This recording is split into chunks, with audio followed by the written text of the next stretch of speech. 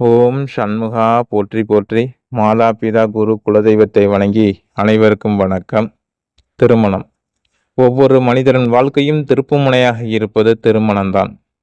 அவ்வாறு திருமணம் நடைபெறும் காலத்தில் உங்கள் ஜாதகத்தில் நடைபெறும் தசா புத்தி 6ஆம் வீட்டு அதிபதி 8ஆம் வீட்டு அதிபதி 7ஆம் வீட்டில் நின்று தசா நடத்தினாலும் 7ஆம் வீட்டு அதிபதி 6ஆம் இடத்திலும் 8ஆம் இடத்திலும் அமர்ந்து தசா நடத்தினாலும் இந்த காலத்தை திருமணத்தில் ஒத்தி வைப்பதுதான் நல்லது. அவ்வாறு நடைபெற்ற ஜாதகங்களுக்கு பிரிவினையே தந்துள்ளது. ஆகையால் இந்த தசாபுத்திகள் எவ்வாறு உங்கள் ஜாதகத்தில் நடைபெறுகிறது என்பதை அறிந்து திருமணம் வாழ்க்கை அமைத்துக் கொள்வது சிறப்பு. நன்றி, வணக்கம். ஓம் சண்முகா சரணம் சரணம்.